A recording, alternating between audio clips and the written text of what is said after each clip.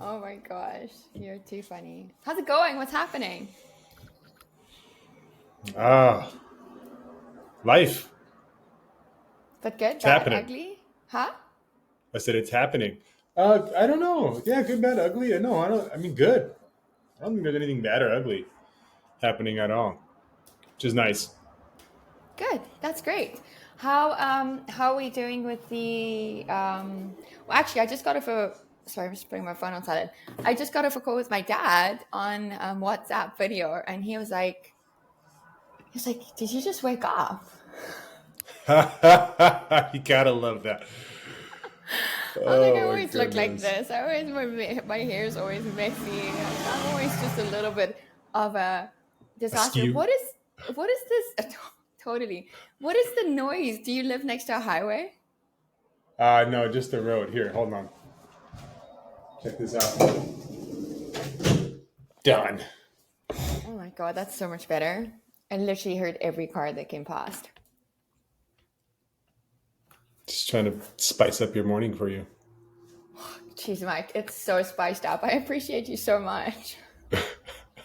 It really got you Anytime I going. need something fun.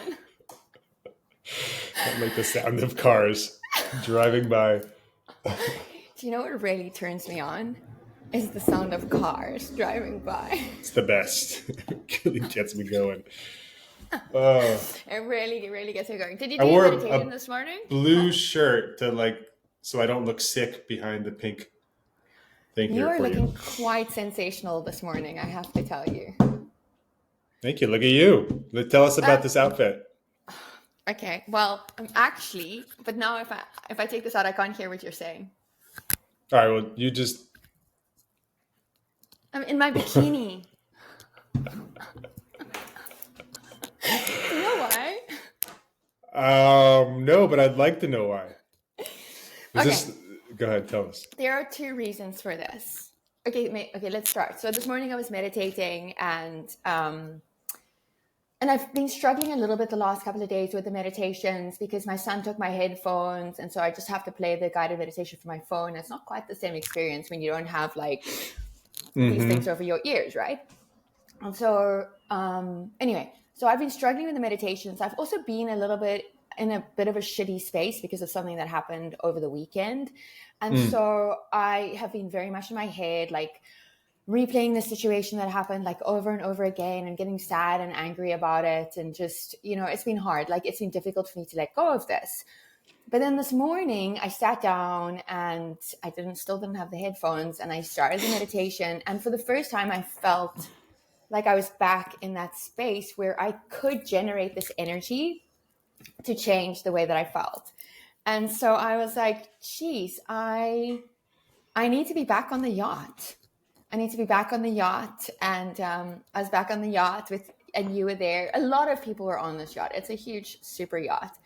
And Steve Aoki was DJing, Perfect. obviously in the morning. In Yeah. the I mean, morning was the that's first thing. So anyway, so this is my outfit for the morning dance party that we're having on the yacht.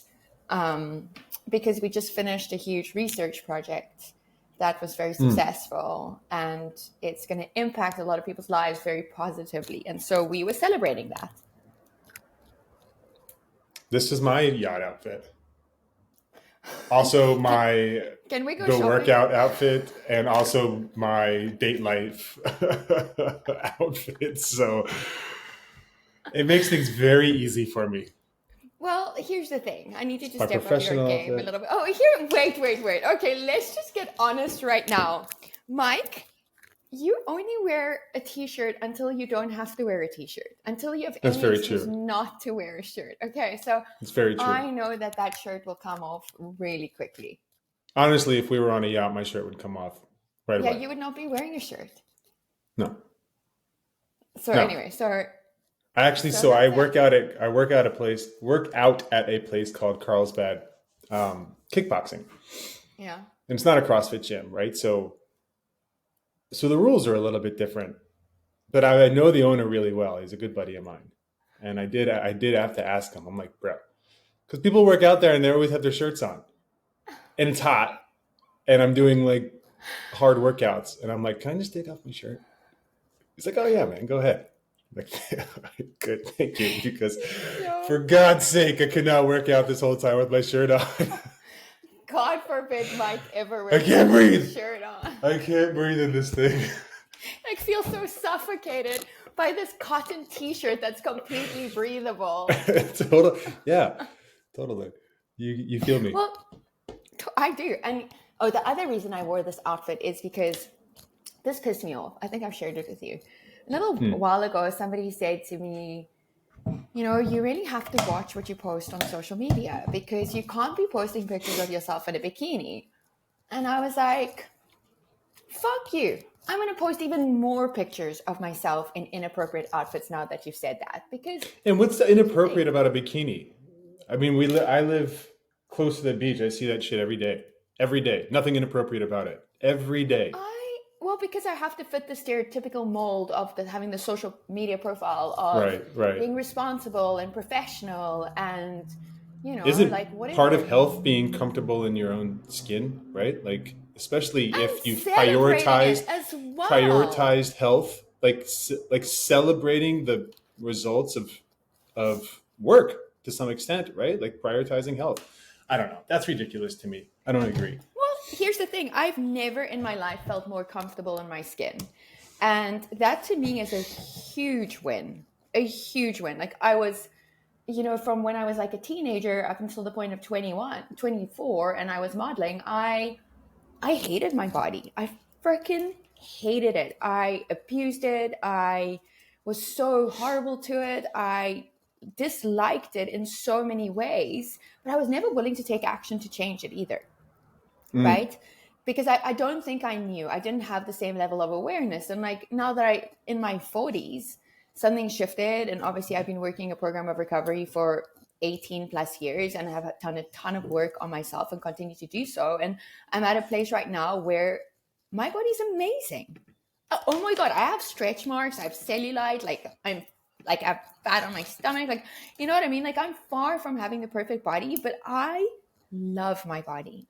Today, I can honestly say that I love my body, and it's a huge step for someone who was an anorexic, bulimic, you know, and then went into like overeating behaviors as well. I better take this earring off. I grew up hating my body, to be honest with you, and had like a lot of body dysmorphia things for sure, totally, 100%. Well, I was like. So I was on a bunch of, I had asthma really. I mean, this is my assumption, right? I'm Italian and ate a bunch of shit food, but you know, it's the 80s. But I was also on like a lot of hormones and stuff for asthma. And so you were I was like even part of a research project for University of Arizona for asthma treatment for kids. But yeah, I mean, I by the time I was like 11, 12, 13 years old, I was like this chubby kid. And I was the kid that I wouldn't go in pools. Like I lived in Georgia. It was like 90 something degrees, 90% humidity. And I wouldn't go in the pool my entire childhood if people were around because I was ashamed of the way I looked. Yeah. For sure. And how did 100%. You change that? What happened?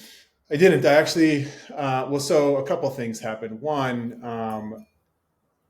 that was part of the, like, I don't know, everybody has struggles growing up, so let's just call it struggle. Part of the struggle growing up.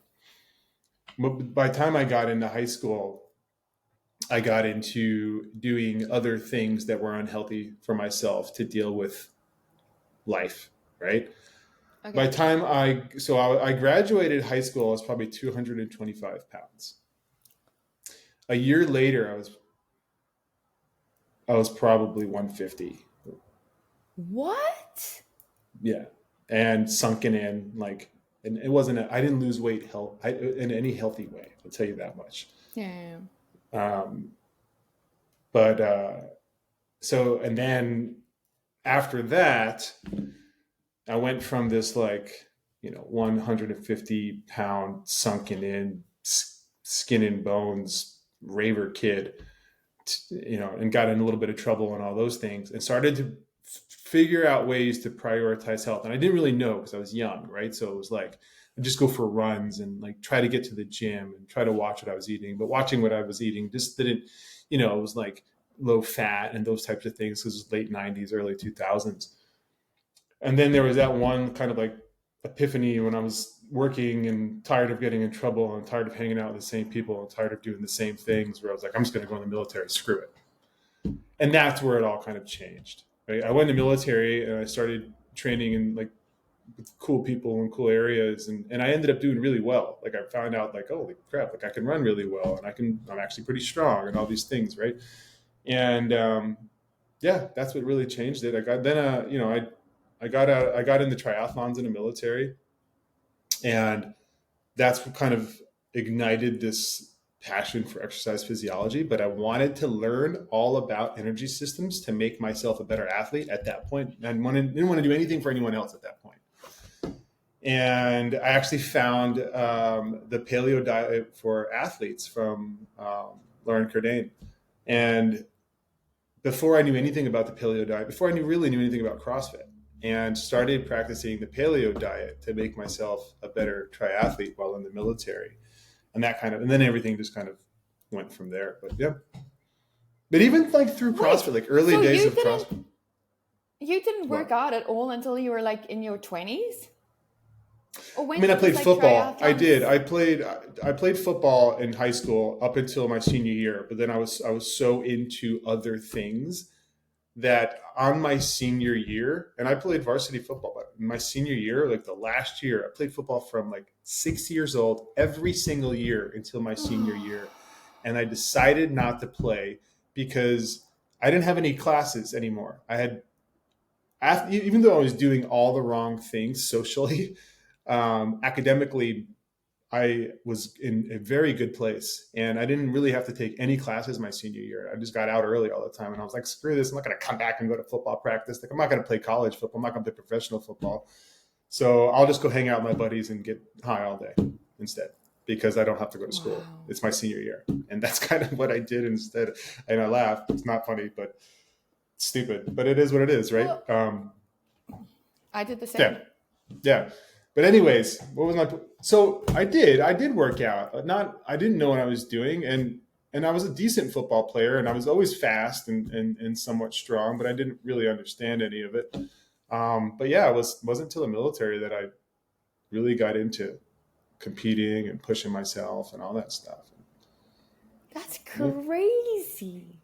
That's insane. I mean, it's weird to think that. While studying this stuff.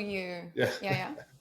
While studying this stuff to improve my own performance, whether it's nutrition, like paleo diet, or understanding training and energy systems and all those things, it was at that point where I was like, okay, well, I think it would be really cool to take this information and help others. And my initial goal was to get into cardiac rehab. So that's what I really wanted to do at first with an exercise physiology. Why cardiac rehab? I just thought I was young, and I was like, man, I thought the idea of taking people who had a lifestyle that got them into the need for cardiac rehab, like post-heart attack, heart surgery, whatever it is, cardiovascular disease, and then needed my help to improve their lives. Like, I was like, well, that's cool. Like, I would love to be a part of helping people recover and live a healthier life. That was the idea. And then while finishing up that degree, I really wanted to get into academia and do research. So I went and got my master's. And then while getting my master's and becoming friends with my professors, they were like, no, you don't want to do this. This is not for you. Yeah, they were like, you don't want to get stuck in the bureaucracy of academia. And, like, you can make a bigger difference in industry. Isn't that so interesting? Mm-hmm. You don't want to get I actually am still in contact with one of my professors. We talk probably a couple times a year, Dr. Yuri Fado. He's awesome. He's done a lot of research. He's a great dude. And he was tenured, I believe, at the university I was at, and decided to walk away because he just couldn't do it anymore. Didn't want to live that life anymore, and got himself into industry. And such a good dude, man. Like, I always wanted to get him involved in the stuff we were doing. It's just always so hard. Yeah, he's on a the great CrossFit side guy. of things. I Yeah. don't know him, but just from what I've been seeing, he Yeah, seems phenomenal. solid guy. Oh gosh, well, so there's hope for my kids who are like literally not. Oh yeah. Yeah. I mean, the Yeah. one works out like a little demon and is like obsessed with football and just super like motivated, and then the other one is the most beautiful, beautiful soul, but seems to just be on a little bit of a more challenging path right now. Teenagers, right? Yeah. Teenagers, and like, I don't know. I got it out of my system early, I guess. I don't know. I mean, I learned a lot. And I'll tell you, when I went in the military, there was like changing the direction of, there was a sense of pride that was like, I mean, it was life changing, honestly. Because Just I did feeling really like you're well. some part of something Well, bigger and I than went through yourself as well. totally. And I went to my first school, A school, and like, I mean, did really well. And then so because I excelled there, I was able to like do all these little special things. Like I was part of this color guard for the base, which meant that I also got to open up for the Three Doors Down concert in Virginia Beach, which like in that time, Three Doors No, Down was wait, like a stop. massive band. Wait, Like wait, they were, wait. Do you play the guitar? no, not open up that way. Like we marched out with the Oh, flag to open the event oh, on the okay, okay. stage. And it was crazy because I remember it was Virginia Beach. It was like super windy. And we had these freaking massive flags. And we're holding on. We're like, it's just four of us marching across, like in formation and then turning and all this stuff. And the flag's like, whoa, and the crowd is just going insane because we didn't move, and like we were able to hold it together. Like, and then we hung out backstage with Three Doors Down. Like, it was cool. That sounds insane. I love that. Yeah. That's amazing And for a 21-year-old kid who like spent the last 3 years prior to that just doing dumb things and getting in a lot of trouble. You know what I mean? Like, it was like, oh, okay, yeah. well, there's a lot more to life than being a shithead.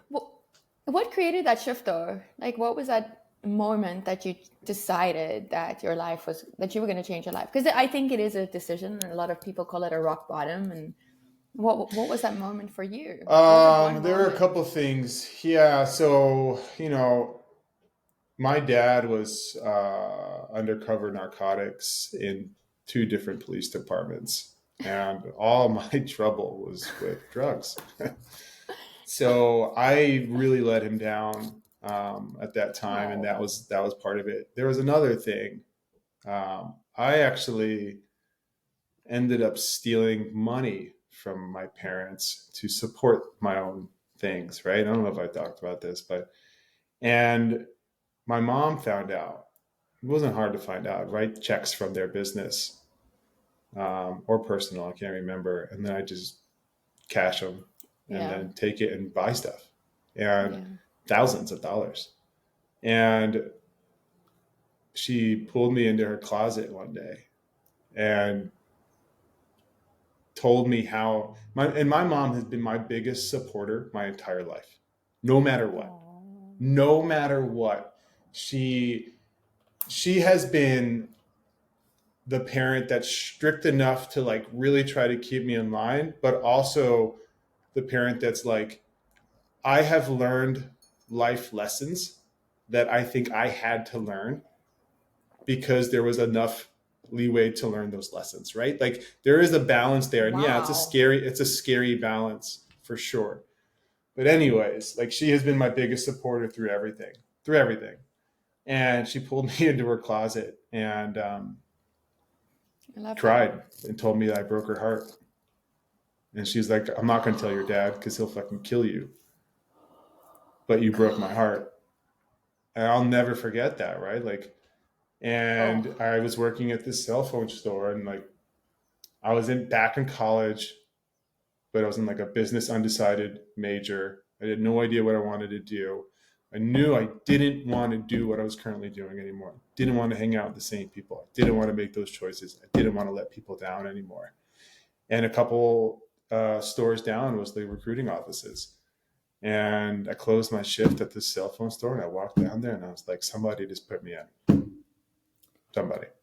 wow. And they were like, That was yes, it. you come. No. I went to the Marines first, who like are relentless recruiters.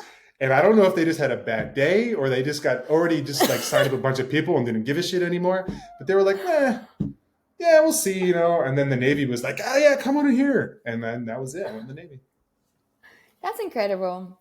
Well, I love that. And huge respect to Mom Giardina.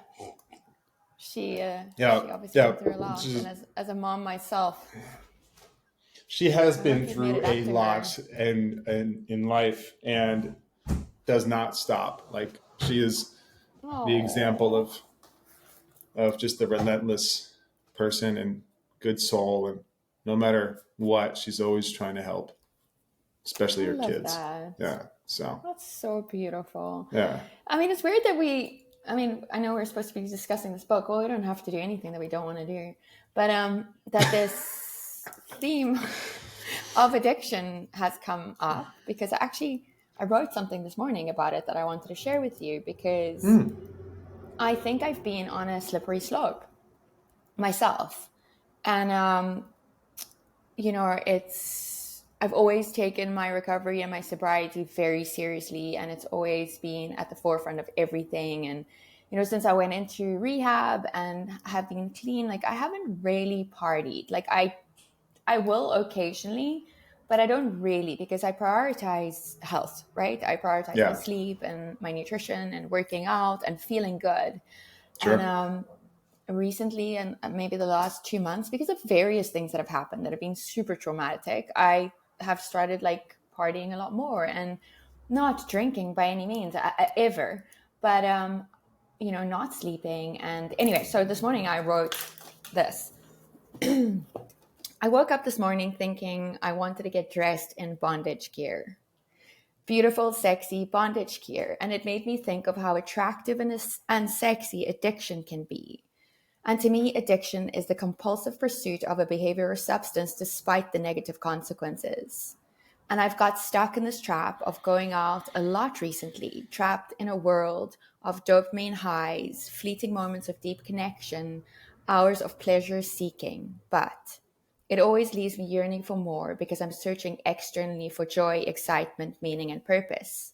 And while there are many people who can successfully do this, I am not one of them. I ended up experiencing something the other night that broke my heart a little, but it was sobering and a wake-up call for me to look at my life right now, a hard look, and ask myself the question, am I abandoning myself and what matters most to me, my sobriety, my inner peace, family, things I love doing, in order to get these hits of dopamine? Because to me, that is my addiction. And am I acting in ways and allowing other people to act in ways that leave me feeling disrespected, disregarded, and rejected? And the answer was a loud yes. But you know what the beautiful thing about the situation is? Awareness and the ability to choose myself, to leave a situation that broke my heart and love myself and what matters to me most deeply. That is what my sobriety and recovery is about. That's amazing. And extremely relatable, to be honest with you. And it is interesting because it doesn't have to be a chemical drug, like something you take that alters your chemicals. Yeah. Feeds the addiction, right? It's like the whole start of it too, of what you wrote. I mean, when I'm in a bad place, I go to thinking about sex. Yeah. To be honest, you know what I mean? And I understand that deeply. And start trying to find ways to seek it. And that's how it's been in the past.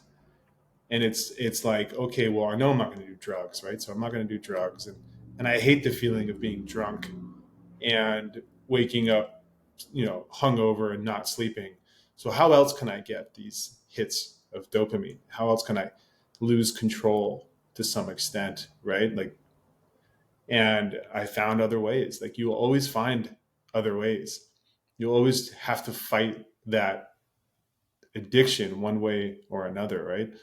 Um, and there have been some life events for both of us over the last few months that Huge ones. have, yeah, yeah. And I'll tell you, like, it's crazy. Like, it hits like, bam, like as soon as an event like that happens, my brain is like, what can I go? Where can I go to get what I want right now?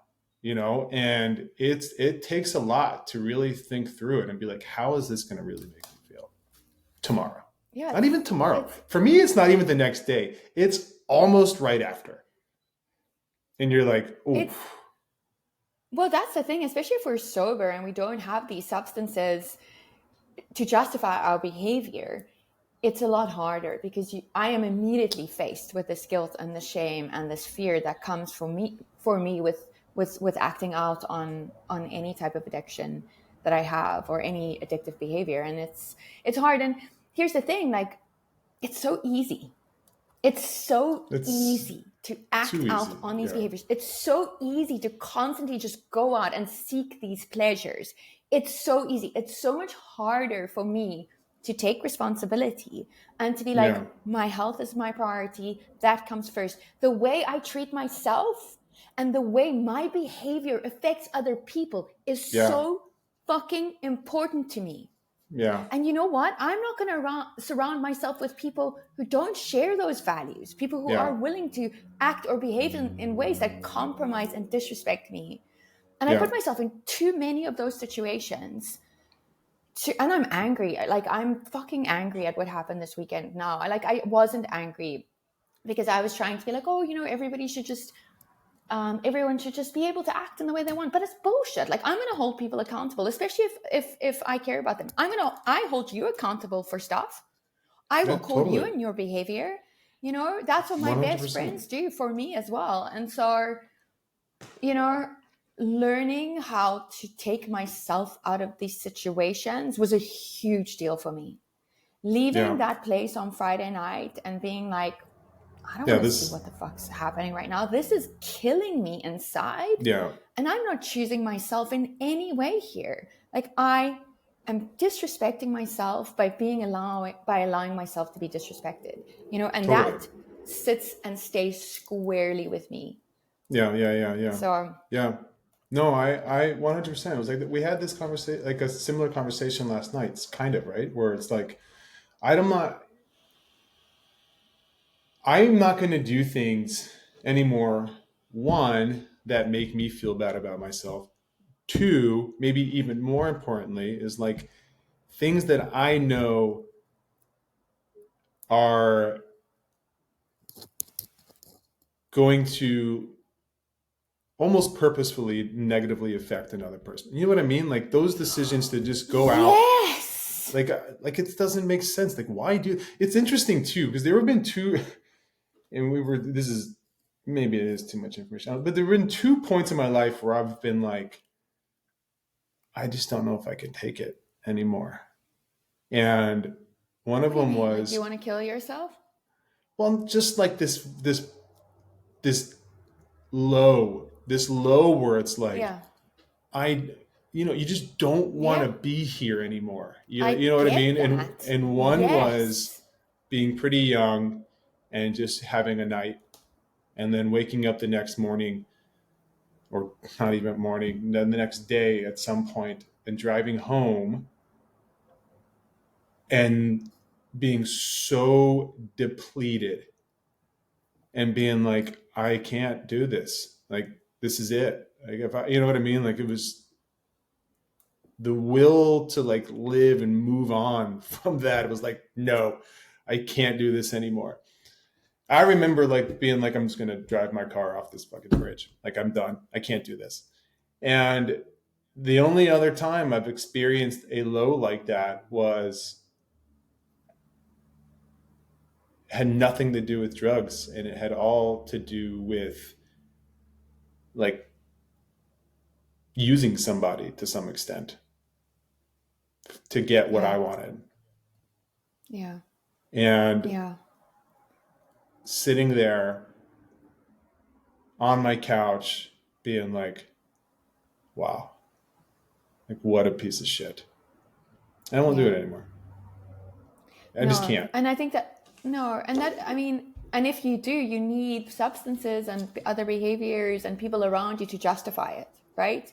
Like, well, Yeah. everyone else in my circle is doing this, so I can act like an absolute cunt, excuse my language, because everyone else is doing that, right? Which just brings me back to this, like, really being so selective of who I allow in my space and in my life. You know, I am generally so selective. You know me. I love many people, Yeah. but the people that are close to me, I can count on one hand. The Yeah. people that I truly admire and want to be like and strive to be like, and you're one of them. It's not a huge amount of people. It's not.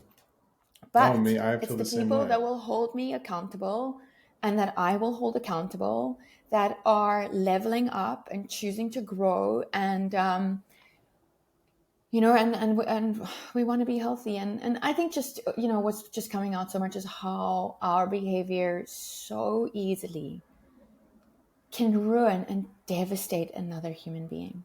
Because I have been ruined and devastated by many people. And it always comes as a shock to me that other people don't have the same integrity or the same heart as I do. It shocks me. I'm so naive in this way that I really don't think people want to go out of their way to hurt me. But it seems that it happens. And that's the part, like, that whole thing is the part that, like, I've come to this realization, and I've talked about this with you over the last couple of days, is like, I've realized that there is so much more to health than physical health. So much more. It's crazy. And that's what we've been exploring since the first challenge, the first, like, authenticity challenge, is like, So you know what I crazy. mean? And, like, that's been, Yes. like, the biggest breakthrough, is like, I've spent years focusing on being fit and eating well and all these things.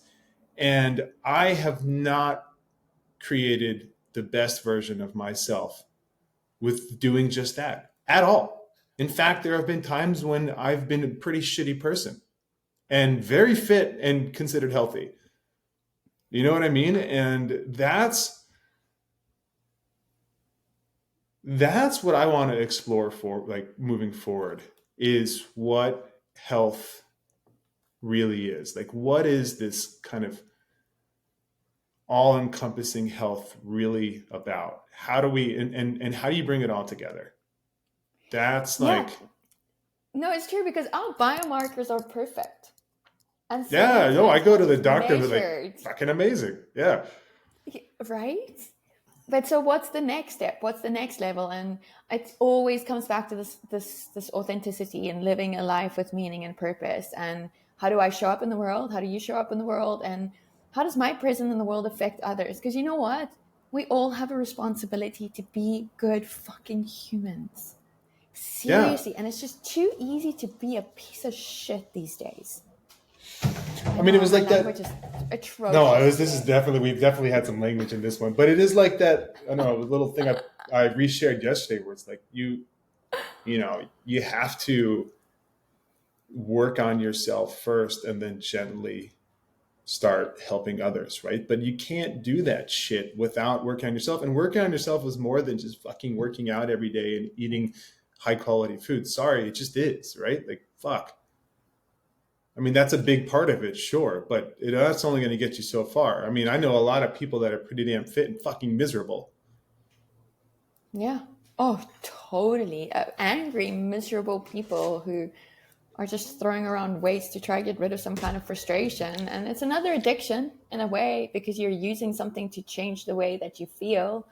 And it, you know, although the positive consequences of that behavior are way better than taking drugs, there's still Totally. this sense of escaping from reality, or denying relationships, or something, you know, just like walking away from some kind of truth you're not willing to face. 100%. Absolutely. I've Yeah, experienced that. anyway, that's interesting. Yeah. Well, this conversation went nice and deep today. Yeah. Yeah. We didn't even get into the book, but it's all Well, this part is of it, because of the right? Like book.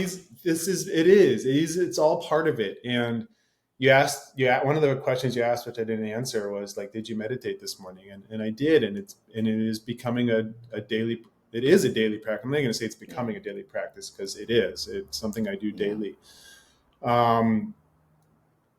It's funny. I was telling you, I bought these other meditations from him, and I started, it was a 4-track playlist. And I thought, well, track one's like 30 something minutes. And so I'll just do track one. Right. And so I press play, and like it ends, and it was an hour and 15 minutes because the meditation was track 1 and 2. And like, I was fucking lost in this thing.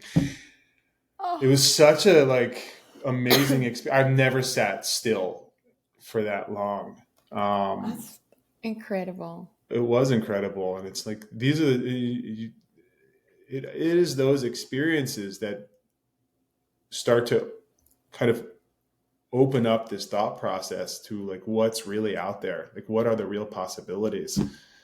Yeah. Like on Yacht Party with Steve Aoki. Yeah, I mean, it's just so interesting. Like it's true though. Like, you know, if you wholeheartedly focus on those things, and like you said, like it's not just about the yacht, you know, the money or all those things. It's like, hey, what does that do? Like, one, how do you get there? Like, it's getting there from creating something that's really going to be impactful and change people's lives. 1, 2, it's having the freedom to make connections, bring people in, create experiences, like healthy, fun experiences for other people, like enjoyment of life. You know what I mean? Like that's huge. Like who the hell doesn't want to do that? And like that's like what I see when I'm having these meditations is that for like everybody around me. You know what I mean? Like it's creating experiences for my kids that I can bring them to other cultures and have them experience, you know, all these cool things that life has to offer without having to look at my fucking bank account and being like, shit, how do I recover from this? You know what I mean? Like that, like it's those experiences with friends, family, loved ones, creating opportunities for others, even strangers, helping them live better lives. That is the driving force behind all of this. And that focus, like an intense focus on that, in my opinion, every day, in combination with gratitude as if it already happened, based off of what we're learning here, is what changes. Like it creates an energy that when you're faced with decisions throughout the day, you're drawn to making the decision that matches that energy, right? It's like, what is the positive, you know, decision I can make here? And what direction, what path does that lead me on? Whereas in the old ways of thinking is you come into these decisions with anxieties about the past. And that's where you come into. So you come into here and you're only thinking about what's happened about the past. And all of a sudden you start making these decisions about past events, right? And it just keeps you on that and path. You recreate the same thing over and over. And it's like, man, you know, it makes so much sense. After spending some time in this book, like it's interesting. Yeah, it's so interesting. Even Good. No, go ahead. No, I was saying just the meditations. Like even if you don't want to read the book, like literally just doing the meditations is life-changing. Yeah, for sure. Yeah, it's cool. Super cool. It's phenomenal. And so now I'm going to go and put Steve Aoki on in my lounge and dance. And if I close my eyes, I'm on the yacht and I can recreate that feeling. Perfect. So I'm already living it. You already are. You're already grateful for it. So good. The emotions are there. So grateful. Everything's just aligning and right. And I have no doubt it's going to happen soon. I really don't. I love it. I don't either. done. It's happening. Well, I've had a lot of people reach out to me like, am I going to be on the yacht? I'm like, obviously. Am I going to be on the yacht? You're like, you don't understand how big this yacht is. Okay. Yes, you'll be on. I just love the fact that I went from like a nighttime party to being first thing in the morning. I was like, this is great. I am a morning person, to be honest with you. So, me too. Yeah, I mean, I'm up at so bring it on. Sleeping in. Like I slept in this morning. I woke up at 5:30 and I was like, wow, I slept in. It's good. Oof, I'm not that bad, I know. but I'm an early riser. I admire that a lot. Yeah, no, that's good. I'm definitely getting back to that. I'm getting back to myself and being more grounded and just stronger in who I am and what I want. But in saying that, like I have to allow myself some compassion and grace for when I'm not acting in the way that I want to, because you're human, and that's right. And it allows me to gain more awareness and a deeper understanding and learn some lessons that I still need to learn, because life's not easy, and it's never gonna be that easy. Even when we are on the yacht dancing and having the best time, life's still gonna be challenging. Totally. It will be, and but I do think in a different way. Yeah, I think there's this. I think the exploration of what we're doing and the practice of it builds yourself up in such a way that you just more easily navigate those hard life situations, because they're going to be there, right? It's like building your ark, right? Like the flood will come. You just have to have the ark for you and your friends and your family and your loved ones to be in, so you can help guide them through it until the next fucking sunny day. You know what I mean? Like that's it. Yeah. Well, I'm grateful for this space and for whatever we're creating and moving towards. And I have no doubt it's going to be a lot of fun. And the first time we record the podcast from the yacht, I mean, that's going to be the best thing ever. Yeah, it would be shitty service, kind of granular, because we're out in the middle of the fucking ocean. But I really have a bad language today. But you do? The most cursing. Yeah. I'm swearing like a trooper. I'm like a sailor. It's just the worst. No work on whatever that. I felt very passionate, and I needed those beautifully descriptive words to really make people understand the depth of my feeling. Yeah, and also the beautifully written letter this morning about your current situation. And that was good. That was heartfelt. That was deep. When my journaling starts not happening, I'm like, there's so many things in my life that when I look and I'm like, oh, wow, that's a big indication that I'm not living in integrity or authentically, because these behaviors that really are so crucial to my well-being and my health are slipping away. Like I need to be like, what's going on? Take a step back. But I think, and I know we got to jump here, but I think there's something to identifying that early. You know what I mean? Like, it's very easy to slip into that for an extremely long period of time and really lose yourself. Yeah. But I think there's something to being able to very quickly, identify that and be like, okay, whoa, wait a minute, something's going on, and I need to move back on this track. And I think that's growth. Like that's what this is all about, because those things are going to, like we just said, those things are going to happen. Like I'm going to make a bad decision again. Like I'm not going to make the greatest decisions for the rest of my life from this point on. I'm human. I'm going to make a bad decision. I'm going to feel terrible about myself at some point. But the ability to very quickly give that up and get back on track is what I'm after. And not sit there and crush myself over it for months and months and months. No, I made this bad decision. This sucked. Here's how I get back on track. Let's move forward. Totally. Yeah. And if I need to apologize to myself or somebody else, I do that pretty quickly as well. Yeah. Yeah. It's huge. Huge. Right. Well, I think that's a good way to end. Until next week, if you don't have 100 million things to do, we will be back. Maybe we'll talk about the book next week.